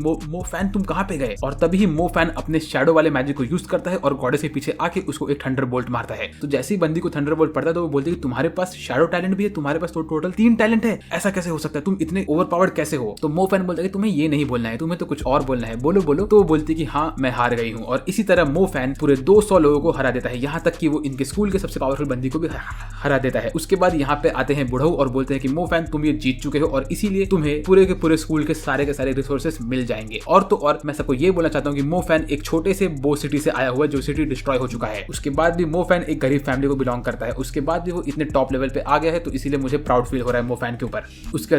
उसके बाद समनिंग क्लास के सारे बंदे मो फैन को उठाते हैं और बोलते हैं मो fan thank you so much. फिर उसके बाद नहाने के बाद मो फैन अपने रूम में जाता है तो उसके दोनों रूममेट उसके रूम में बैठे होते हैं। तो मो फैन उनसे बोलता है कि और दोस्तों क्या हाल है। तो वो लोग मो फैन से थोड़ी बातें करते हैं। तभी ये बंदा मो फैन को बोलता है कि मो फैन तुम्हें पता है कि जो वो लड़की जिसको तुमने हराया जो हमारी गॉडेस है, उसने असल में अपने फैमिली की तरफ से हमारे स्कूल के सारे क्लासेस को डोनेट किया है रिसोर्सेज, ताकि किसी को भी रिसोर्सेज कम ना पड़े। तो हमारा पंखा बोलता है कि उसने ऐसा क्यों किया। तो ये बोलता है कि असल में ये लोग क्या करते हैं ना, ये लोग जो रॉयल फैमिली के लोग होते हैं वो लोग स्कूल को रिसोर्सेज डोनेट करते हैं और उसके बाद जब ये स्कूल के बच्चे लोग प्रॉपर मेज बन जाते हैं तो वो लोग उनको अपने टीम में ले लेते हैं, इसीलिए उसने ऐसा किया है। तभी ये बंदा पंखे को पूछता है ओए पंखे तूने वहां पे कौन सा मैजिक यूज किया जिससे तूने हमारी गॉडेस को हरा दिया। तो पंखा बोलता है मैं तुझे नहीं बताऊंगा। ऐसा बोल के पंखा और ये बंदे ऐसे ही मस्ती में लड़ाई करने लगते हैं। फिर उसके बाद हमें अगले सीन में दिखाते हैं कि उनका जो ये बुढ़ऊ होता है वो हमारे मो फैन को एक लाइब्रेरी में लेके जाता है और कहता है कि मो फैन हमारे पास यहाँ पे हर एक मैजिक को रिलेटेड बुक्स है और यहाँ पे शैडो मैजिक वाले बुक्स भी है। मैंने भले ही तुम्हें वो फॉरेस्ट प्रिजन से निकलते हुए नहीं देखा, लेकिन मैंने वहाँ पे स्मेल कर लिया था कि तुमने डार्क मैजिक यूज किया है और तो डार्क मैजिक सिर्फ शैडो मैजिक का होता है। तो मैं समझ गया तुम्हारे पास एक टैलेंट और भी है, या तो तुमने डार्क मैजिक वाला इक्विपमेंट यूज किया है। चलो वो सब बात हटाते हैं और अभी मैं तुम्हें तुम्हारा स्पेशल प्राइस दिखाता हूँ। वो कहते हैं कि देखो इन सब मैजिकल इक्विपमेंट में से तुम कोई भी एक इक्विपमेंट ले सकते हो। तो मो फैन बोलता है लेकिन मुझे कहा गया था कि मुझे सारे के सारे इक्विपमेंट मिलेंगे। तो वो बोलते हैं कि नहीं, तुम्हें सिर्फ कोई भी एक इक्विपमेंट मिलेगा और तुम्हें जो चाहिए तुम वो ले सकते हो। यहाँ पे हर एक इक्विपमेंट एक से एक बढ़ के है। फिर वो मो फैन को एक शूज दिखाते हैं जिसका नाम होता है blood thirsty beast running shoes. ये शूज उसको एकदम खतरनाक भागने की एबिलिटी दे देगा और वो कहीं भी कैसे भी भाग सकता है। फिर वहाँ पे एक आर्मर होता है जो कि एक नॉर्मल सा आर्मर होता है, उसमें कुछ इतना स्पेशल इफेक्ट्स नहीं होते हैं। फिर उसके बाद वहाँ पे एक चिड़िया की टांग होती है जो कि एक हाई लेवल का मैजिक होता है, लेकिन वो देखने के बाद भी मो फैन को उस पर इंटरेस्ट नहीं आता है। वो बोलता है कि सर मैंने चूज कर लिया है कि मैं क्या लूंगा। तो उसके सर बोलते हैं बताओ तुम क्या लोगे। तो वो बोलता है कि मुझे चाहिए ये वाले शूज। तो हमारा पंखा वो शूज ले लेता है और उसे अपने पैर में पहन लेता है। फिर उसके बाद उसके सर उसको बोलते हैं कि अगर तुम्हें तुम्हारा लेवल अप करना है तो तुम्हें पगोड़ा में जाना पड़ेगा, लेकिन मैं तुम्हें बोलूंगा कि तुम इस वक्त पगोड़ा में मत जाओ क्योंकि इस वक्त तुम्हें बहुत कम बेनिफिट्स मिलेंगे, तुम कुछ टाइम के बाद जाओ वहां पे। तो मो फैन बोलता है ठीक है सर, आपको जब सही टाइम लगे तब आप मुझे बोल देना, मैं तब वहां जाके मेरी ट्रेनिंग कर लूंगा। और उसके साथ ही साथ उसके सर उसको अपना क्रेडिट कार्ड दे देते हैं और बोलते हैं कि इसके अंदर 2 मिलियन पैसे हैं, तुम इसको जाके अपने लिए यूज कर कर लो। तो मो फैन उनके हाथ से वो क्रेडिट कार्ड लेता है, लेकिन उसके सर उसे वो क्रेडिट कार्ड इतना आसानी से नहीं देते हैं। उसके सर उसको लंबा लंबा भाषण देते रहते हैं और ऐसे ही एंड में उसको 2 मिलियन पैसे मिल जाते हैं। फिर उसके बाद मो फैन अपने क्लास से बाहर निकलता है और सोचता है कि उसे एक लाइटनिंग स्पिरिट की जरूरत है और वो बहुत महंगा आएगा। ऐसा सोच के वो अपने रास्ते पे आगे आगे बढ़ता रहता है और ऐसे ही वो एक हंटर्स के एसोसिएशन में घुस जाता है। वहां घुसने के बाद वो अपने आप को रजिस्टर करता है, लेकिन वहां का जो बंदा होता है वो बोलता है कि तुम एलिट हंटर के रैंक पे नहीं आ सकते क्योंकि तुम्हारा रैंक बहुत कम है। तो मैं तुम्हें कहूंगा कि तुम जाओ एक हंटर के क्लब में, वहां जाके तुम थोड़ा ट्रेनिंग करो, थोड़े लोग मॉन्स्टर्स को मारो और थोड़ा एक्सपीरियंस कलेक्ट करके आओ। फिर मो फैन उस बंदे से एड्रेस लेता है और वो जाता है ट्रेनिंग क्लब में। ये हंटिंग क्लब का नाम होता है चिंग टिंग हंटिंग क्लब। जैसे ये इस घर के अंदर घुसने वाला होता है तो यहाँ पे एक बगल में छोटी बच्ची बैठी होती है और वो बोलती है कि मैं तेरा इंटरव्यू नहीं लूंगी, तू चुपचाप यहाँ से निकल जाए क्योंकि तू एक छोटा बच्चा है। तो ये बोलता है कि अबे छोटी बच्ची तो तू है और तू मुझे ऐसा क्यों बोल रही है। तब से वहाँ पे एक सुंदर अमीर लड़की चल के आती है जिसको देख के ये बच्ची उसको क्लब के अंदर ले लेती है और ये इन लोग की एक क्लाइंट होती है। ये अंदर एंट्री लेने के बाद ही हमारा जो ओल्ड बुढ़ऊ होता है उसको बोलती है कि सर मैं आपको एक जॉब देने के लिए आई हूँ, प्लीज आप मेरे हस्बैंड को पकड़ लीजिए, वो एक मॉन्स्टर बन चुके हैं। क्योंकि मैंने कल जब भी उनके कपड़े धोए तो मुझे उनके कपड़े में बहुत सारा खून दिखाई दिया और मुझे बहुत डर लग रहा है कि वो शायद से मेरे बच्चे को मार देंगे जो कि बहुत छोटा है, तो प्लीज आप मेरी मदद करिए। ऐसा बोल के वो रोने लगती है और वो बहुत सारे पैसे आगे कर देती है, लेकिन हमारा बुढ़ऊ इसके इस ऑफर को रिजेक्ट कर देता है और उसको यहाँ से भगा देता है। तो मो फैन बोलता है कि सर आपने ऐसा क्यों किया, आपने उसकी मदद क्यों नहीं की। तो बुढ़ऊ बोलता है कि देखो बेटा तुम अभी नए हो इस चीज में, यहाँ पे जो दिखता है वैसा नहीं होता है। वो जो लड़की है ना वो शायद खुद एक मॉन्स्टर है, क्योंकि यहाँ पे कुछ समय पहले उसके हस्बैंड आए थे और उन्होंने मुझे पैसे दिए और पूरा स्टोरी बताया कि उनकी जो वाइफ है शायद से वो मॉन्स्टर है और वो जानबूझ के अपने बेटे को मारने की कोशिश कर रही है। तो इसमें असली मॉन्स्टर इन दोनों में से कौन है वो मुझे नहीं पता है और यही मिशन मो फैन मैं तुम्हें देता हूँ क्योंकि ये तुम्हारा पहला मिशन होने वाला है।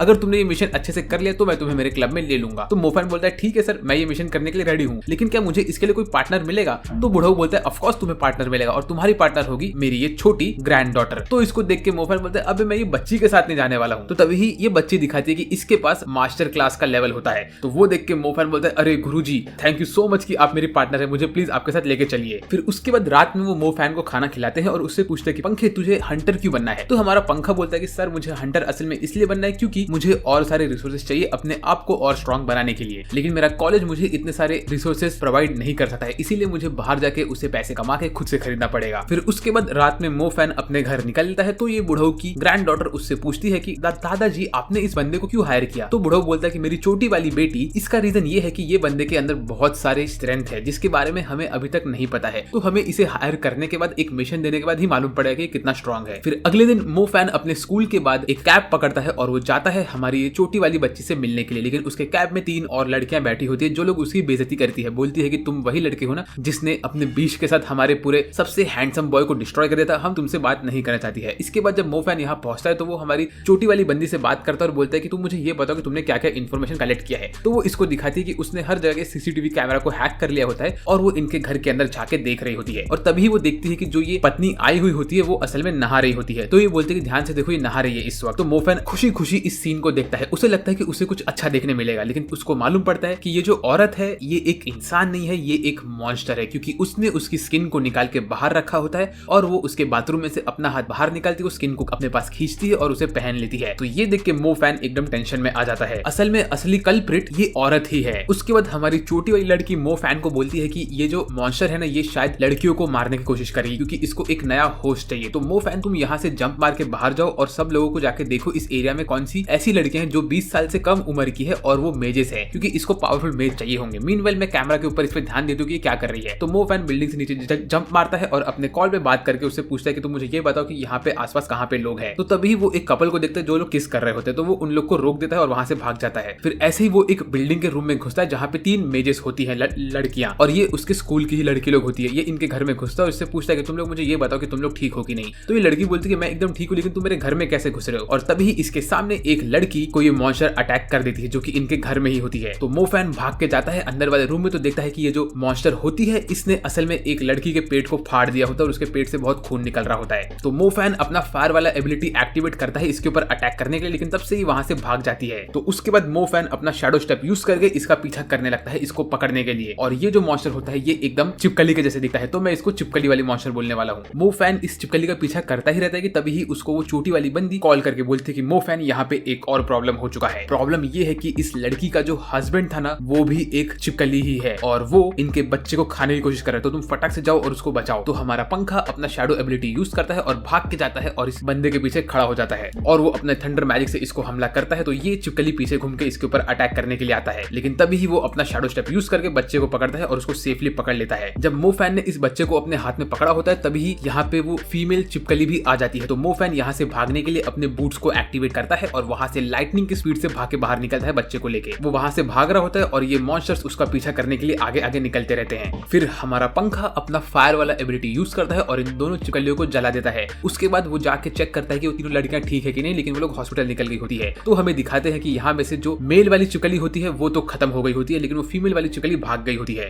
तो तभी हमारी ये छोटी वाली बच्ची जाके इस आदमी को चेक करती है और बोलती है कि इसके ऊपर असल में वो फीमेल छिपकली ने हमला किया था और उसने इसके अंदर एक पैरासाइट को डाल दिया था जिसने इसको छिपकली में कन्वर्ट कर दिया था। वेल, हमें इसे ठीक करना पड़ेगा, अगर ये खत्म हो गया तो हमारे सारे के सारे पैसे डूब जाएंगे। फिर हमें अगले सीन में दिखाते हैं कि मोफैन सो के उठता है और वो असल में टोटल 2 दिन तक सो रहा होता है, वो इतना थक चुका होता है। उसके बाद वो अपने स्कूल के टेरेस के ऊपर बैठ के मेडिटेशन करता रहता है और उसके गले का लॉकेट चमकने लगता है और उसका लॉकेट वापस से नेबुला रेंज में घुस जाता है और वो नई नई एबिलिटी अनलॉक करता है। इसमें से पहली एबिलिटी होती है एक्सप्लोडिंग फायर, फिर होता है फायरी फिस्ट, उसके बाद आता है रोरिंग थंडर, फिर आता है लाइटनिंग बोल्ट, उसके बाद आता है शैडो स्विफ्ट और शैडो स्पाइक और उसके साथ ही साथ 7वां होता है डायमेंशनल समनिंग। ऐसे ही वो 7 नए एबिलिटी सीख जाता है एक ही सिंगल मेडिटेशन वाले सेशन में। तभी मोफैन का दोस्त उसके छत पे पहुंच जाता है और बोलता है कि अरे पंखे, तू यहाँ बैठा हुआ है, तुझसे मिलने के लिए एक लड़की आई है, जा उससे मिल ले, और ये ले मेरे पास 2 टिकटें हैं, उसको डेट पे लेके जा। तो हमारा पंखा नीचे जाता है और ये लड़की से मिलता है। ये लड़की कोई और नहीं, हमारी छोटी वाली बेटी ही होती है। तो मोफैन इसको मिल्क शेक पकड़ा देता है और ये स्ट्रॉबेरी का मिल्क शेक होता है। फिर उसके बाद ये छोटी लड़की अपना लैपटॉप खोलती है और मोफैन को दिखाती है कि उसके अंदर उसने एक ट्रैकर लगाया होता है जिससे उसे मालूम पड़ता है कि ये पैरासाइट वाली मॉन्स्टर कहाँ पे है। तो वो बोलती है कि देखो, ये जो रेड वाला डॉट है ये वो छिपकली है और ये जो ब्लैक वाला डॉट है ये हमारा पोजीशन है। तो तुम देख सकते हो कि यहाँ पे सिर्फ एक ही छिपकली और हमें इस छिपकली को पकड़ना है और उसी के साथ साथ हमारा ये मिशन कंप्लीट हो जाएगा। लेकिन तभी ही कुछ खतरनाक होता है। यहाँ पे सिर्फ एक रेड डॉट नहीं होता है, यहाँ पे 10 रेड डॉट, 20, 30, 40 हजार ऐसे एक एक करके हजारों रेड डॉट आने लग जाते हैं। तो ये लोग बोलते हैं ये क्या हो रहा है, इतने सारे छिपकली कहाँ से आ रहे हैं, और वो सब के सब यहाँ पे गैदर होते हैं इनके स्कूल में। तो ये बोलता है कि ऐसा क्यों हो रहा है, इतने सारे रेड डॉट यहाँ पे क्यों आ रहे हैं। उसके बाद हमें अगले सीन में दिखाते हैं कि मोफैन और तो ये छोटी वाली बच्ची दोनों ही स्कूल के अंदर भाग रहे होते हैं। तो वो इसको बोलती है कि तुम क्यों भाग रहे हो और कहाँ जा रहे हो, स्कूल तो एकदम खाली दिख रहा है। तो वो कहता है कि स्कूल खाली इसलिए है क्योंकि यहाँ पे सब लोग एक कॉन्सर्ट में जा रहे हैं और वो कॉन्सर्ट स्कूल के जिम में होने वाला है, इसीलिए सब लोग वहाँ पे घुसे हुए होंगे। और ये जो हमारी छिपकली है वो एक क्वीन छिपकली में कन्वर्ट हो गई है और वही बाकी लोग को कन्वर्ट कर रही है छोटी छोटी छिपकलियों में। तो वो यहीं पे अटैक करने वाली है, मुझे ऐसा लग रहा है। तो फिर हमारा मोफैन और तो और एक छोटी बच्ची एक एक करके सबको रोकने की कोशिश करते हैं, लेकिन वो लोग बोलते हैं भाई तू हट जा, हमको ये कॉन्सर्ट को एंजॉय करने दे। तभी मोफैन चेक करता है कि उसके लैपटॉप के अंदर बहुत सारे रेड डॉट इस कॉन्सर्ट के अंदर घुस रहे होते हैं। तो फिर हमारी छोटी बच्ची मोफैन को बोलती है कि मैं हंटर एसोसिएशन को कॉल करती हूँ ताकि वो लोग यहाँ पे आएंगे और इस मैटर को संभालेंगे। तो हमारा मोफैन बोलता है कि नहीं, मुझे अंदर जाके इन लोग को बचाना पड़ेगा क्योंकि वो लोग जब तक यहाँ आएंगे तब तक सब लोग डिस्ट्रॉय हो चुके होंगे। तो तुम एक काम करो, तुम हंटर एसोसिएशन को कॉल करो और मैं अंदर घुस के इनको बचाता हूँ। अब तुम मुझे ये बताओ कि मैं इन पैरासाइट्स को रोक कैसे सकूं। तो वो कहती है कि जब तुम इन लड़कियों के ऊपर अटैक करोगे और वो लोग बेहोश हो जाएंगे तो उसके बाद तुम उनके थंब को काट देना, तो उनके थंब के अंदर से वो पैरासाइट बाहर निकल जाएगा और ऐसे ही तुम उन पैरासाइट्स को मार सकते हो। फिर उसके बाद मोफैन अंदर घुसता है उसके स्कूल के, तो देखता है कि वहाँ पे बहुत सारे लोग होते हैं जिम के अंदर। तो वो बोलता है यहाँ पे इतने लोग क्यों है, ये तो बहुत प्रॉब्लमेटिक चीज होने वाली है, यहाँ पे हर जगह वो छिपकलियां भी होने वाली है और बहुत सारे लोग भी होने वाले, अब मैं क्या करूँ। फिर ऐसे ही वो अंदर अंदर घुसता है कि तभी वो छोटी बच्ची उसको बोलती है कि पंखे तेरे ठीक सामने एक चिपकली है। तो मोफैन बोलता है कि नहीं, मुझे तो चिपकली नहीं दिख रही है, लेकिन तभी ही वहां पे उसके ऊपर से एक चिपकली नीचे कूदी है। तो वो बोलता है ओके, तो तुम यहाँ पे हो। फिर मोफैन उसको अपने पास बुलाता है और उसके ऊपर लाइटनिंग मैजिक यूज करता है। उसके बाद वो वापस से खड़ी हो जाती है, तो मोफैन उसके ऊपर फायर मैजिक यूज करता है और वो पूरी तरह से जल जाती है। उसके बाद मोफैन वो लड़की के पास जाता है और उसके ऊपर से उसकी स्किन को फाड़ता है जो कि वो चिपकली की स्किन होती है। तब वो देखता है कि उसके अंदर एक लड़की ठीक से होती है और वो उससे पानी मांगती है। तो मोफैन जाके उसके लिए पानी लाता है। उसको पानी देने के बाद मोफैन वहां से निकलता है और तब हमें मालूम पड़ता है कि उनके स्कूल में कम से कम 200 से 300 चिपकलियां घुस चुकी है, जो कि एकदम खतरनाक चीज है। फिर उसके बाद मोफैन आगे आगे बढ़ता है तो वो एक दीवार के पास पहुंचता है। तब उसे मालूम पड़ता है कि उस दीवार के उस तरफ 2-4 चिपकलियां हैं। तो वो घूम के जब दीवार के अंदर जाता है तो देखता है कि वहां पे एक चिपकली एक लड़की को दीवार पे चिपका के खा रही होती है। तो ये देख के मोफैन का दिमाग सटकता है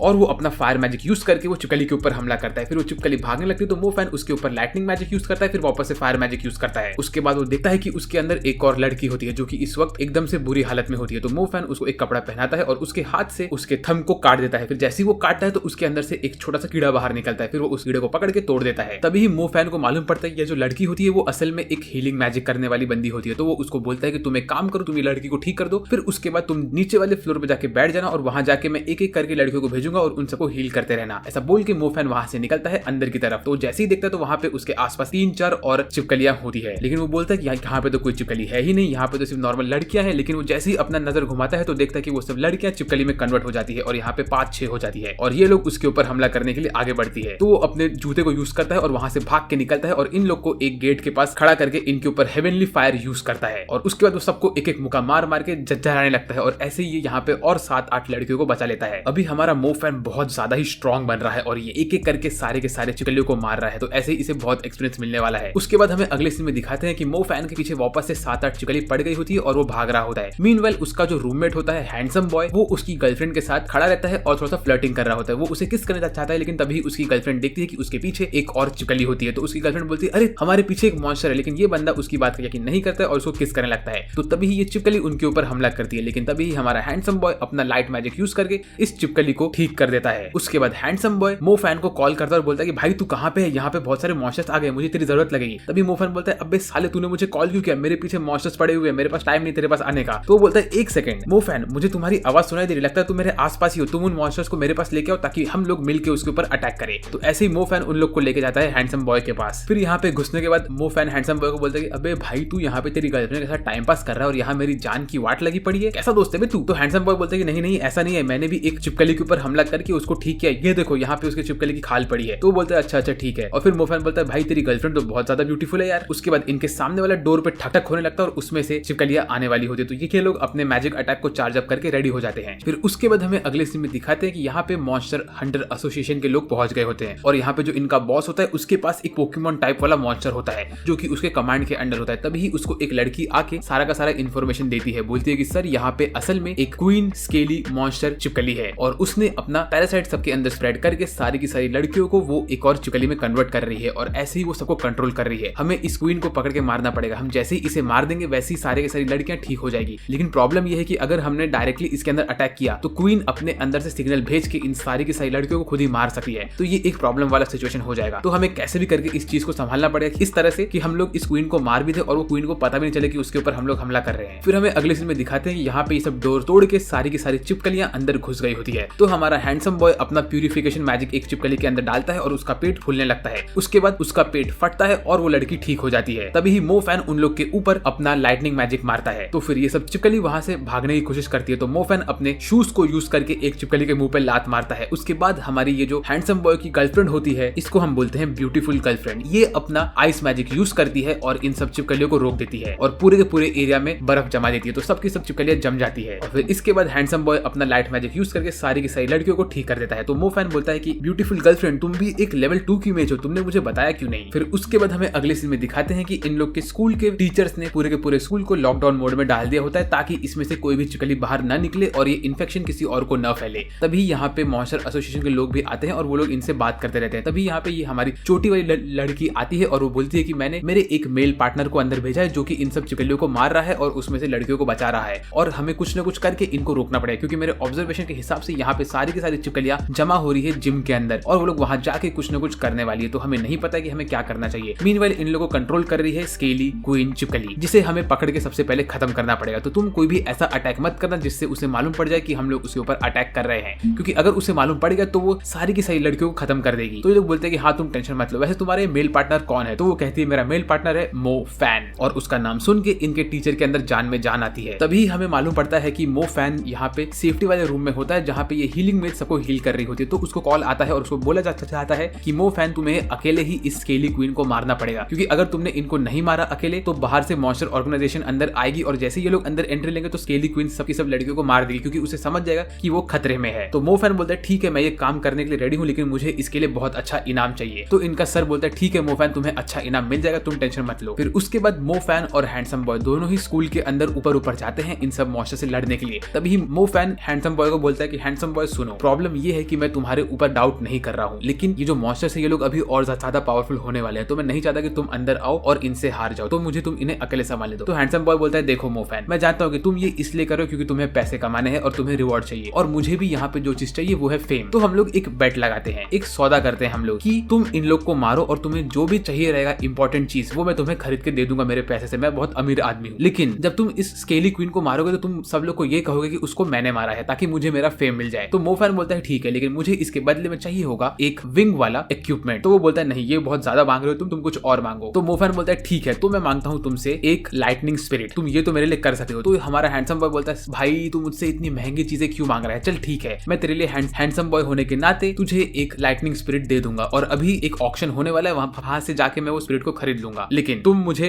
फेम दोगे। तो हमारा मोफैन बोलता है ठीक है इसका टेंशन तू मत ले, अब हमारा सौदा बन चुका है। लेकिन तभी ये बोलता है कि मोफैन तुम्हें अगर एक विंग वाला इक्विपमेंट चाहिए तो अभी 2 साल के बाद एक टूर्नामेंट होने वाला है हंटर्स का, उसमें फर्स्ट प्राइज वही होने वाला है। तो तुम एक काम करो, तुम उस टूर्नामेंट के लिए प्रैक्टिस करो ताकि तुम्हें ये विंग वाला इक्विपमेंट भी मिल जाए। यहाँ पे असल में मोफैन ये विंग वाला इक्विपमेंट अपनी बहन के लिए मांग रहा होता है। फिर हमें अगले सीन में दिखाते हैं कि यहाँ पे 3rd फ्लोर पे सब लोग कॉन्सर्ट अटेंड कर रहे होते हैं और मजे कर रहे होते हैं। मीनवेल वहाँ पे एक लड़की वॉशरूम में लिपस्टिक लगा रही होती है और तभी उसके ऊपर एक चिपकली हमला करती है और उसको डिस्ट्रॉय कर देती है। फिर मोफैन और हमारा हैंडसम बॉय ऐसे ही आगे बढ़ते हैं तो वो लोग एक एलीवे में पहुंच जाते हैं और वहाँ पे हर जगह से इनके ऊपर लड़कियां हमला करती है जो कि चिपकली होती है। तो मोफैन को हैंडसम बॉय बोलता है कि मोफैन एक काम करो, तुम तुम्हारा शैडो मैजिक यूज करके यहाँ से निकल जाओ, मैं इन सब लड़कियों को संभालता हूँ क्योंकि तुम्हारे को मारना है मेन बॉस को, तो तुम उसको संभालो, इन लोग को मैं संभाल लूंगा। तो मोफैन बोलता है ठीक है, ऐसा बोल के वहां से निकल लेता है। मीनवेल हमें दिखाते हैं कि इस जो कॉन्सर्ट की सबसे मेन आइडल होती है वो अपना स्पेशल एंट्री मारने के लिए जा रही होती है, तो उसको एक एलिवेटर से जंप मारना होता है। तो वहां पे एक एलिवेटर ऑपरेटर होती है, वो उसको लेके जाती है एलिवेटर के अंदर और इन सब चीजों को मोफैन देख रहा होता है। जैसे ही लड़की वो एलिवेटर के अंदर घुसती है तो वो ऑपरेटर बोलती है कि आज तुम यहाँ की मेन स्टार नहीं हो, यहाँ की मेन स्टार मैं हूँ। ऐसा बोल के वो अपने आप को अपने चिपकली फॉर्म में कन्वर्ट करती है और हमको मालूम पड़ता है ये क्या ही वो बंदी है जो कि है द क्वीन चिपकली, और ये हमारी आइडल को चाटने लगती है और बोलती है कि अब मैं तुझे खाऊंगी और मजे करूंगी। और तभी हमें अगले सीन में दिखाते हैं कि सब लोग यहाँ से भागने की कोशिश करते हैं लेकिन वो लोग भाग नहीं पाते हैं और जो हमारी डीजे होती है वो भी एक चिपकली होती है। फिर हमें अगले सीन में दिखाते हैं कि कॉन्सर्ट के अंदर बहुत सारे लोग जमीन पे पड़े हुए रहते हैं और उनका खून निकल रहा होता है और हमारी जो क्वीन चिपकली होती है वो हमारी आइडल को चाट रही होती है और बोल रही होती है कि आज तो हम लोग बहुत मस्त खाना खाएंगे, तेरी बॉडी इतनी सॉफ्ट है कि मैं तुझे बहुत टाइम तक खाऊंगी और तेरी बॉडी को अपना नेक्स्ट होस्ट बनाने वाली हूँ मैं, तू तो एक मेज है ना, तो तू रो क्यों रही है। और इतने में मोफैन वहां पे एंट्री मारता और बोलता है और मेरी क्वीन कैसी हो तुम, हम लोग आखिर वापस मिल ही लिए। तो मोफैन को देख के ये क्वीन चिपकली ऊपर जंप मारती और बोलती है अब बेटा मैं तुझे नहीं छोड़ने वाली हूँ, तो तुझे क्या लगता है कि तू अब वापस से भाग पाएगा मुझसे। और वो बोलती है कि तू मुझ पे अटैक कर भी नहीं सकता क्योंकि मैं अभी जिस लड़की को कंट्रोल कर रही हूँ वो एक इनोसेंट लड़की है। तो मोफैन अपने आसपास एक बोन शील्ड बनाता है और ये चिपकली उसके ऊपर अपने जीप से हमला करने लगती है और इसका अटैक इतना पावरफुल होता है कि वो मोफैन का शील्ड तोड़ देता है। तो मोफैन बोलता है अगर इसने मेरा शील्ड तोड़ दिया है तो इसका ये मतलब है कि ये अभी अपने नेक्स्ट लेवल पे पहुंच चुकी है और ये अभी वॉरियर लेवल मॉन्स्टर बन चुकी है, जो कि बहुत प्रॉब्लम वाली बात हो जाएगी। फिर उसके बाद मोफैन के ऊपर ये वापस से अटैक करती है लेकिन मोफैन अपने शैडो वाले एबिलिटी को यूज करके वहां से निकल लेता है और हमारी आइडल के पास जाके उसको बोलता है कि तुम एक काम करो, तुम यहाँ से भागो और जाके सारे के सारे लाइट को एक सिंगल जगह के ऊपर फोकस कर दो ताकि मैं मेरे शैडो वाले एबिलिटी को यूज करके इस चिपकली को मार सकूं। तो वो बोलती ठीक है। उसके बाद हमारा पंखा हवा में जंप मारता है और इस चिपकली के ऊपर फायर मैजिक मारता है लेकिन इस चिपकली को उससे कुछ नहीं होता है और वो जलते हुए मोफैन का पीछा करती रहती है। तो हमारा पंखा बोलता है कि ये जल नहीं रही क्योंकि इसके बॉडी के ऊपर जो स्केल्स लगे हुए वो बहुत ही हाई लेवल के हैं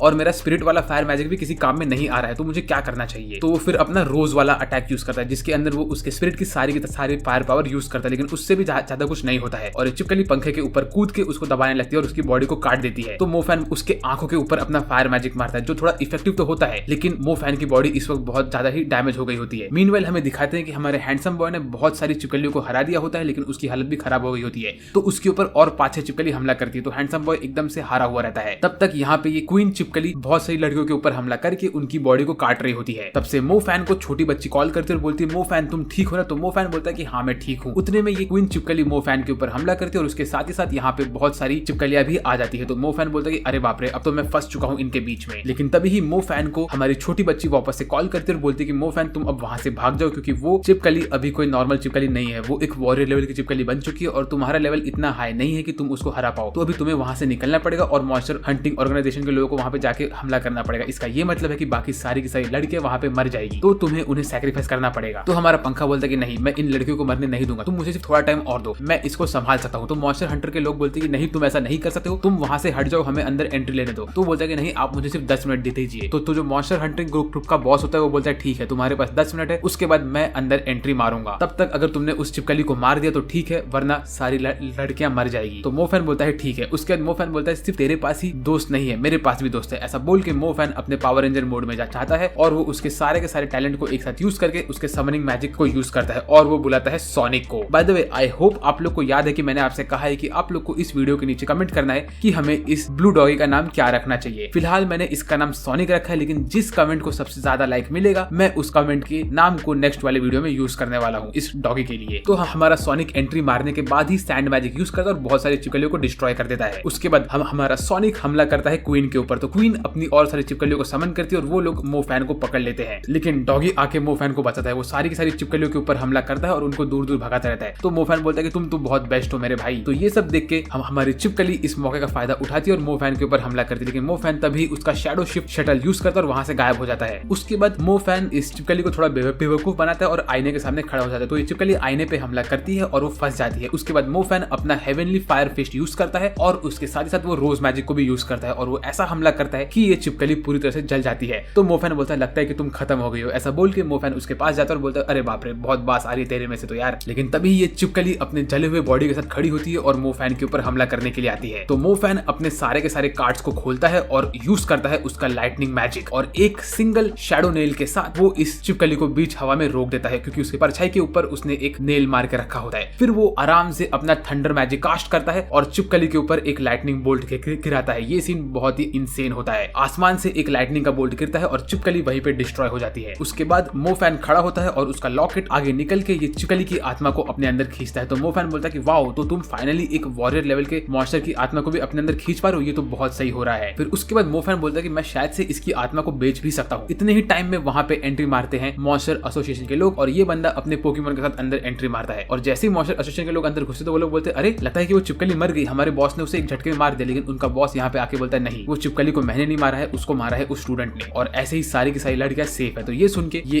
फेक निंजा बैंड वाला बंदा एकदम शॉक हो जाता है। उसके बाद हमारी हीलिंग में यहाँ पे आती है और मोफैन को हील करने लगती है और हमारी छोटी वाली बंदी बोलती है तुम तो बहुत ज्यादा ही स्ट्रॉन्ग निकले यार। उसके बाद हैंडसम बॉय यहाँ पे आता है और बोलता है मोफैन हमारा डील याद है ना। तो मोफैन बोलता है कि हाँ ऑफ कोर्स, तुम जाओ और सबको बोल दो कि तुमने मारा उस क्वीन को, मीनवाइल मैं यहाँ पे लेट रहा हूँ। तो छोटी वाली बंदी बोलती तुम ऐसा क्यों कर रहे हो, तुम तुम्हारा फेम उसके हाथ में क्यों जाने देते रहे हो। तो मोफैन बोलता है कि मुझे फेम नहीं, मुझे पैसे चाहिए और वो बंदे से मैंने एक सौदा लगाया है और 2 साल के बाद मुझे ये पैसे यूज करके अपने आप को इतना लेवल अप करना है कि ताकि मैं मॉन्स्टर हंटिंग गेम्स में फर्स्ट आ सकूं और मेरे अपने लिए विंग्ड इक्विपमेंट ले सकूं। तो ये बोलते कि तुम्हें वो विंग्ड इक्विपमेंट क्यों चाहिए, तुम्हारे पास तो पहले ही उससे ज्यादा इफेक्टिव चीज है। मोफैन बोलता है ये चीज को तुम मेरे साथ ही रहने दो। तो बोलती है ठीक है तुम करो, तुम्हें जो करना है। फिर उसके बाद मोफैन को ये लोग एक स्ट्रेचर के ऊपर बाहर लेके जाते हैं हील करने के लिए। फिर इसके बाद हमें अगले सीन में दिखाते हैं कि हमारी जो स्कूल की गॉडेस होती है वो अपनी दोस्तों के साथ चल के जा रही होती है और वो कहती है कि मेरे घर वालों ने मुझे कहा है कि मैं अभी स्कूल के अंदर नहीं रुक सकती हूँ क्योंकि यहाँ पे इतनी खतरनाक चीजें हो रही है, इसीलिए मुझे एक रूम रेंट लेना पड़ेगा। तभी उसकी दोस्त लोग बोलते कि हाँ ये बात तो सही है। और उसमें से एक दोस्त बोलती कि मुझे यकीन नहीं हो रहा है कि वो लाइट मैजिक वाले बंदे ने क्वीन को हरा दिया था। तो वो बोलती है हाँ लेकिन उसमें शायद पावर थी, हमें पता ना हो उसके बारे में। तभी इसमें से एक बोलती है मैंने ये सुना है कि शायद मोफैन ने उस चिपकली के क्वीन को हराया था। तो अभी असली में किसने हराया वो हमें नहीं पता है। ऐसे ही सारी की सारी लड़कियां और लड़के इसी टॉपिक पे बात करते रहते हैं कि असल में वो क्वीन को किसने हराया था। कोई बोलता है हैंडसम बॉय ने हराया था, कोई बोलता है कि मोफैन ने हराया था। तभी एक लड़की बोलती कि मैंने देखा था कि जब वो क्वीन मोफैन के ऊपर कूदी थी तो मोफैन ने उसके ऊपर लाइटनिंग मैजिक यूज की, तो मुझे यही लग रहा है कि शायद मोफैन ने ही उसको हराया हुआ है। तो वो बोलते कि नहीं, इसका ये मतलब है कि जो हैंडसम बॉय है ना उसके पास लाइट मैजिक भी है और लाइटनिंग मैजिक भी है, उसी ने हराया है क्योंकि मैंने सुना है हैंडसम बॉय से ये। तो वो बोलती है ठीक है। फिर हमें अगले सीन में दिखाते हैं कि मोफैन और हैंडसम बॉय दोनों ही अपने रूम में बैठे होते हैं और दोनों की हालत बहुत खराब होती है। तो मोफैन उससे बोलता है कि भाई तू मुझे मेरा लाइटनिंग स्पिरिट कब दे रहा है। तो हैंडसम बॉय बोलता है कि भाई तू 2 दिन रुक जा, 2 दिन के बाद एक ऑक्शन होने वाला है जहाँ पे वो लाइटनिंग स्पिरिट बिकने वाला है, तो मैं तुझे वहां मेरे साथ लेके चलूंगा और वहां से हम लोग लाइटनिंग स्पिरिट को ले लेंगे और अगर तेरे पास भी कोई इंपॉर्टेंट चीज हो जो तू बेच सकता है तो तू चल मेरे साथ। तो मोफैन के दिमाग में आता है उसी वॉरियर लेवल वाली चिपकली के स्पिरिट के आधी आत्मा का। तो वो बोलता है कि मैं उसकी आधी आत्मा बेच सकता हूँ। ऐसा बोल के मोफैन और ये लोग जाते हैं ऑक्शन में। वहां पे मोफैन इसको दिखाता है कि उसके पास एक स्पिरिट पॉट होता है जो कि उसको उसके लॉकेट ने बना के दिया होता है। बोलता है कि इसके अंदर वो वॉरियर लेवल वाली बंदी की आत्मा है। तो ये देख के उसका दोस्त पागल हो जाता है। बोलता है कि भाई ये क्या जो डिब्बा है ना, ये डिब्बा ही 20 मिलियन का है और वो आत्मा इसके अंदर होकर तो और बहुत प्राइस बिकने वाला है, तो तूने तो भाई जैकपॉट मार लिया है। ऐसा बोल के ये हैंडसम बॉय इससे ये पॉट लेता है और इसको देता है वो एसोसिएशन के पास ताकि वो लोग इसको बेच सके। उसके बाद ये लोग बैठते हैं और देखते हैं एक ही चीज का बिडिंग। सबसे पहले एक स्वॉर्ड आता है जो कि स्टार्टिंग होता है 10 मिलियन से बिड होना उसका। उसके बाद यहाँ पे आता है ये बंदा जिसके पास सिर्फ पिछले पार्ट में सिर्फ 2 सेकंड का स्क्रीन टाइम था। ये वही बंदा है जिसके ऊपर मोफैन ने एक सिंगल अटैक में इसको हरा दिया था। यहाँ पे आके मोफैन को बोलता है कि ओए तू यहाँ पे क्या कर रहा है, ये मेरी जगह है बाई चिंगफिंग की, तू जैसा गरीब आदमी यहाँ पे कैसे आ सकता है। तो मोफैन बोलता है तू कौन है बे। तो बोलता है अबे मैं वही हूँ जिसको तूने लकीली हरा दिया था। तो मोफैन बोलता है अच्छा तू तो भाई बहुत जल्दी हारा था, मुझे याद भी नहीं तू। तो ये सुन के इसका दिल टूट जाता है। फिर उसके बाद अगले सीन में यहाँ पे बिकता है थंडर स्पिरिट जो कि 28 मिलियन येन का बिकता है और ये मोफैन के दोस्त हैंडसम बॉय ने उसके लिए खरीद लिया होता है। उसके बाद ये बंदा बोलता है कि जो थंडर स्पिरिट है ये एक स्पेशल वाला थंडर स्पिरिट है क्योंकि इसके अंदर एक इनसेन पावर है। तो मोफैन बोलता है अरे ये तो एक्जैक्टली वैसे ही रेयर फायर स्पिरिट की तरह। तो अभी मेरे पास 2 रेयर स्पिरिट्स हो गए, एक है रेयर थंडर स्पिरिट और रेयर फायर स्पिरिट। इसका ये मतलब है कि मैं बहुत आगे बढ़ने वाला हूँ। उसके बाद नेक्स्ट बोलता है कि नेक्स्ट जो चीज बिकने वाली है वो है ये जायंट पिकॉक के अंडे। तो उसके आदमी एक वहां पे आके बोलता है कि सर ये चीज हमें नहीं बेचना है, हमें एक एक्स्ट्रा आइटम बेचना है। तो वो बोलता है एक्स्ट्रा आइटम क्या है? तो वो बोलता है ये एक्स्ट्रा आइटम है एक वॉरियर लेवल के स्पिरिट की आत्मा। तो ये देख के सब लोग बोलते हैं वो ये यहाँ पे कैसे आ गया? तो सब लोग इसके बाद इसका बिडिंग स्टार्ट करते हैं। ये लोग बोलते हैं कि एक पैरासाइट मॉन्स्टर की आत्मा है, तो इसका वैल्यू बहुत हाई है। स्टार्टिंग प्राइस होता है 12 मिलियन, उसके बाद धीरे धीरे इंक्रीज होकर 28 मिलियन तक पहुंचता है। तभी हमारा ये बाई चिंगफिंग बोलता है मैं इसको 29 मिलियन में खरीदूंगा, और ये इसको खरीद लेता है। फिर ये स्पिरिट खरीदने के बाद मोफैन के पास जाके बोलता है कि देख भाई तेरी औकात नहीं है इतनी महंगी चीज खरीदने के लिए। तो मोफैन बोलता है भाई ये चीज मेरी ही है और मैंने ही इसको बेचा है। तो ये सुन के चंगी फंगी का दिमाग खराब हो जाता है। उसके बाद यहाँ पे आता है लास्ट आइटम, और वो होता है ये वॉरियर लेवल मॉन्स्टर को ब्लॉक करने वाला शील्ड। तो ये मोफैन बोलता है मुझे ये खरीदना है, और वो अपने जीते हुए 29 मिलियन में से इस शील्ड को खरीद लेता है। उसके बाद नेक्स्ट पार्ट में मोफैन और हैंडसम बॉय रात को मस्त खाना खाते हैं, और मोफैन बोलता है कि अभी मेरे पास अच्छा खासा पैसा आ गया है तो मैं खुद के लिए एक रूम देखूंगा। फिर हमें अगले सीन में दिखाते हैं कि मोफैन जाता है एक बिल्डिंग में एक रूम देखने के लिए। वहां पे जाने के बाद वो उस लैंडलॉर्ड से बात करता है रूम के लिए। तो वो बात करते रहेगा, तभी वहां पे एंट्री होती है हमारी गॉडेस की और तो और ये लड़की की, और ये दोनों भी यहाँ पे रूम देखने के लिए आई हुई होती है। तो ये लड़की मोफैन को देख के बोलती है अरे डीमन तुम यहाँ पे क्या कर रहे हो? उसके बाद ये रूम मोफैन भी देखता है और हमारी लड़कियां भी देखती है। तो ये लड़कियां बोलती है हमें ये रूम चाहिए, और मोफैन बोलता है मुझे भी ये रूम चाहिए। तो एंड में लैंडलॉर्ड बोलते हैं कि एक काम करो तुम तीनों ही इस रूम को शेयर कर लो और एक साथ यहाँ पे रहो। तो इसका ये मतलब है कि भाई मोफैन की तो चांदी ही चांदी हो गई, वो अभी 2 लड़कियों के साथ इस रूम में रहने वाला है, और उसमें से एक लड़की इस पूरे शो की सबसे ब्यूटीफुल बंदी है। तो अब तुम लोग बोलो कि यार इस बंदे की नसीब अच्छी है कि नहीं। फिर उसके बाद ये लड़की जिसका नाम टूटू होता है वो बोलती है कि गॉडेस हमें काम करते हैं, हम ये रूम को इसके साथ शेयर करते हैं ताकि हमें रेंट कम देना पड़े। तो एंड में वो टूटू हमारी गॉडेस को समझा देती है और ये रूम ये तीनों साथ में शेयर करते हैं। तो मोफैन ऐसे ही सोफे के ऊपर लेट के टीवी देख रहा होता है कि तभी यहाँ पे टूटू गॉडेस से बात करती है और बोलती है कि तुम्हें जाना था ना कि ये बंदे ने तुम्हें कैसे हराया, तो तुम इससे बात करो और इसे दोस्ती करके रख लो। तो हमारी गॉडेस बोलती है कि नहीं, ये जो बंदा है मोफैन ये मुझे अच्छा तो लगता है एज अ दोस्त, लेकिन प्रॉब्लम ये है कि ये मेरे राइवल वाले क्लैन के बंदों के साथ भी दोस्त है, तो मुझे इसे थोड़ा दूर रहना है। तो बोलती है अभी हम साथ में रूम शेयर कर ही रहे हैं तो शायद हम लोग क्लोज हो जाए। उतने में यहाँ पे कुछ लोग आते हैं और वो लोग इन लोग का सामान इसके घर में रखते रहते हैं। तो उसमें से एक बंदा एक बड़े से खरगोश को इस बिस्तर पे रखने आता है। तो वो बोलता है ओए लड़के तू यहाँ पे क्यों सो रहा है, चल निकल यहाँ से। तो मोफैन बोलता है भाई ये मेरा ही रूम है तो मैं यहाँ पे सोता रहूंगा। तो इसी बीच में इस लड़के में और मोफैन में फाइट स्टार्ट हो जाता है। तो तभी यहाँ पे गॉडेस आती है और वो इन लोग की फाइट को रोक देती है और बोलती है कि मोफैन हमारे साथ इस रूम में रहता है। तो ये सुन के ये बंदे का जब दिमाग खराब होता है और यहाँ से चुपचाप निकल जाता है। उसके बाद गॉडेस मोफैन को बोलती है कि मोफैन तुम थोड़ा सेफ रहना, ये बंदे थोड़े गुस्से वाले हैं और ये तुम पे वापस से हमला कर सकते हैं। तो मोफैन बोलता है मुझे कोई टेंशन नहीं है, हम तीनों वैसे भी साथ में रहने वाले हैं, तो मैं जा रहा हूँ सोने के लिए। उसके बाद हमें अगले सीन में दिखाते हैं कि मोफैन अपनी बहन के साथ एक बर्फीले एरिया में गया होता है और उससे बातें कर रहा होता है, और वो उसको बोलता है कि देखो मेरे दुनिया में एक सेइंग था कि दुनिया बहुत अच्छी होती है। तो उसकी बहन बोलती है भाई तुम बार बार ऐसा क्यों बोलते हो तुम दूसरी दुनिया से आए हो? तो मोफैन बोलता है कि मैं सही में दूसरी दुनिया से हूँ। तो उसकी बहन शिंगा ये बात पे यकीन करती ही नहीं है। यहाँ पे लोग ऐसी बातें करते रहते हैं और मोफैन उसको बोलता है कि उसको बहुत सारे पैसे मिल गए और इसीलिए वो उसकी पढ़ाई पे ध्यान दे सकता है और तो और उसके रिसर्च पे भी ध्यान दे सकता है। उसके बाद शिंगा उसको बोलती है कि वैसे भाई तुम्हें पता है कि हम लोग जिस सिटी में रहते थे वो सिटी में वो सिटी असल में एक सीक्रेट सिटी था। वो सिटी का काम ये था कि उसके जो एंसेस्टर लोग थे ना वो लोग सीक्रेट स्प्रिंग को गार्ड करते थे, लेकिन जैसे टाइम होता गया वैसे वैसे लोगों ने वो अपना जॉब छोड़ दिया और वहां पे नए लोग आने लगे। और वो लोगों ने जॉब क्यों छोड़ा है वो जानने के लिए तुम्हें एक सीक्रेट टूम में जाना पड़ेगा, जो टूम का नाम है गूडू टूम। ये टूम के अंदर बहुत सारे राज छुपे हुए हैं और यहाँ पे शायद तुम्हें तुम्हारे पावर को एक्टिवेट करने का मौका भी मिल जाए। तो ये सुनने का मोफैन बोलता है कि ओके तो मैं यहाँ पे जाऊंगा और शायद यहाँ जाने के बाद मुझे ब्लैक ऑर्डर से लड़ने का मौका फिर से मिल जाए। तो उसकी बहन बोलती है हाँ ये जो प्लेस है ना ये एक रेस्टिंग ग्राउंड है मरे हुए लोगों का, तो यहाँ पे बहुत सारे लोगों की आत्मा होती है। तो मोफैन बोलता है ओके